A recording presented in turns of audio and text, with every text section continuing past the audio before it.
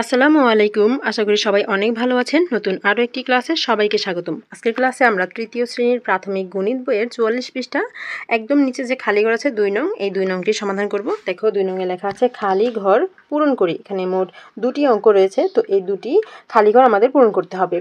অঙ্কগুলো বেশ বুঝে বুঝে আমাদের সমাধানটা করতে হবে।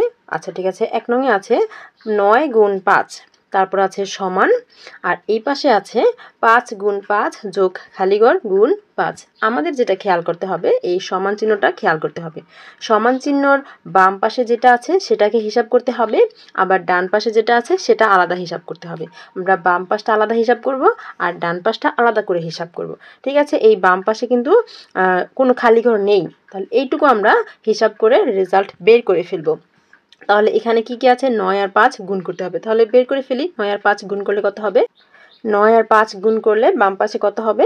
৯ আর ৫ গুণ করলে বাম পাশে হবে ৫ নং ৪৫। বাম পাশের ফলাফল হচ্ছে ৪৫। এবার ডান পাশে যেটা আছে সেটা আমাদের খেয়াল করতে হবে। ঠিক আছে, এখানে মাঝখানে সমান চিহ্ন রাখলাম আমরা। ডান পাশে যেটা আছে কি কি আছে দেখো তো, এখানে আছে ৫ গুণ ৫। ৫ আর ৫ গুণ করলে ৫ ৫ ২৫। আমরা গুণ করে ফেলি, ৫ ৫ কত হবে? ২৫। ঠিক আছে, এরপর খেয়াল করো আছে যোগ, তারপর খালিঘর গুণ ৫। তার মানে এই খালিঘরে এমন একটা সংখ্যা হবে সেটার সাথে ৫ কি করতে হবে? গুণ করতে হবে। গুণ করার পর যে ফলাফল হবে সেটার সাথে কি যোগ করতে হবে? এই যে এইখানের ২৫। ঠিক আছে, আশা করি বুঝতে পেরেছো। এইখানের ফলাফল আর এইখানের ফলাফল যোগ করতে হবে। যোগ করলে কত হবে? ৪৫ হবে। এই ফলাফলটার সমান হবে। ঠিক আছে, তো এখানের ফলাফল এসেছে ২৫। তাহলে এখানের ফলাফল আরও কত লাগবে? কত আরও যোগ করলে ৪৫ হবে বলো তো? ২৫-এর সাথে আরও কত যোগ করলে ৪৫ হবে? ২৫-এর সাথে আরও ২০ যোগ করতে হবে, তাই না? তার মানে এই যে এতটুকু এর ফলাফল হবে ২০। তাহলে ৫-এর সাথে আরও কত গুণ করলে ২০ হবে বলো তো? ৪ ৫-এ ২০, তার মানে এখানে কত হবে? ৪ হবে। তাহলে এখানে যদি আমরা ৪ দিই, এখানে আমরা যদি ৪ দিই তাহলে কত হয় দেখো, হিসাবটা আরও ভেঙে বুঝিয়ে দিচ্ছি। এখন ৪ আর ৫ গুণ করলে ৪ ৫-এ ২০। দেখো এবার এখানে যদি বা লিখি, এখানে যদি বা লিখি, এখন এখানে ৪৫ আছে, তারপর সমান, এখন ২৫ আর ২০ যোগ করলে কত হবে? ৪৫ হবে।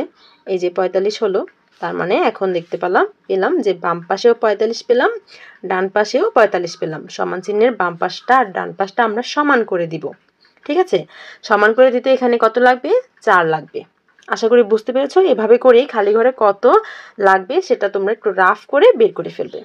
এটা ১ নং শেষ। এরপর ২ নংয়ে আছে কি কি আছে দেখো তো, সমান চিহ্নের বাম পাশে আছে ৭ গুণ ৪, আর ডান পাশে আছে ৭ গুণ খালিঘর যোগ ৭ গুণ ২। তাহলে আমরা হিসাবটা করি। প্রথমে এই যে বাম পাশে যেটা আছে এখানে কোনো খালিঘর নেই, এটা আমরা হিসাব করে ফেলি। ৭ আর ৪ গুণ করলে ৪ ৭ ২৮। কত হবে? বাম পাশে হবে ২৮। বাম পাশে হবে ২৮। তারপর সমান চিহ্নের ডান পাশে যেগুলো আছে আমরা সেগুলো একটু হিসাব করি। দেখো সাথে সাথে কত গুণ করতে হবে সেটা এখানে দেওয়া নেই। আচ্ছা ঠিক আছে, তারপর যোগের পরে আছে ৭ গুণ ২। তাহলে ৭ আর ২ গুণ করলে কত হবে সেটা আমরা লিখে ফেলি। এই যে যোগের পর যেটা আছে ৭ আর ২ গুণ করলে ৭ দুগুণে ১৪। এটা দেওয়া আছে, আমরা এটা হিসাব করে ফেললাম।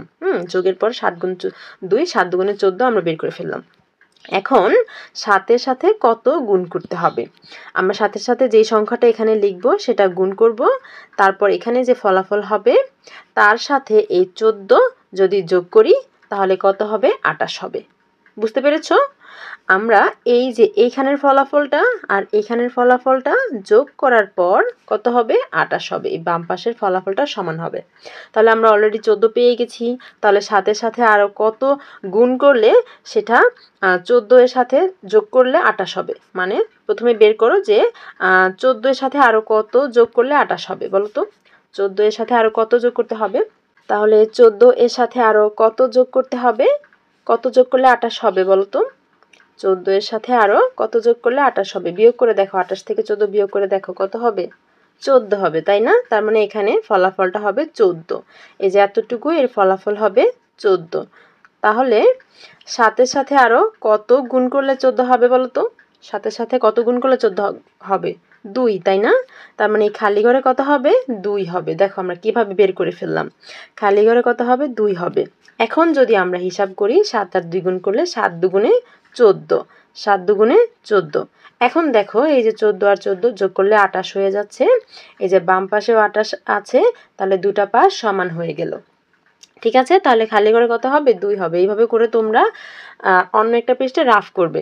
কিভাবে রাফটা করবে? প্রথমে বাম পাশটা হিসাব করবে, তারপর ডান পাশে যে অংশটুকু দেওয়া আছে সেটার হিসাব করবে, তারপর দেখবে এটার সাথে আরও কত লাগে এটা বানানোর জন্য। যত লাগে সেটা প্রথমে বের করবে। হ্যাঁ, বের করার পর তোমরা এখানে দেখবে যে এটার সাথে কত গুণ করলে এই সংখ্যাটা হয়, তাহলেই বের হয়ে যাবে। দেখো আমরা কিন্তু 1 আর 2 দুটোটাই সমাধান করে ফেললাম। শিক্ষার্থীরা আশা করি বুঝতে পেরেছো। চেষ্টা করছি একদম ভেঙে ভেঙে বুঝিয়ে দেওয়ার জন্য। দেখা হবে পরের ক্লাসে সামনের পৃষ্ঠার বাকি অঙ্কগুলো সমাধান করে দেব। ততক্ষণ পর্যন্ত সকলেই ভালো থেকো, সুস্থ থেকো, আর গণিত বইয়ের সকল অঙ্কের সমাধান একদম ফ্রিতে পেতে আমাদের সাথেই থেকো। আল্লাহ হাফেজ।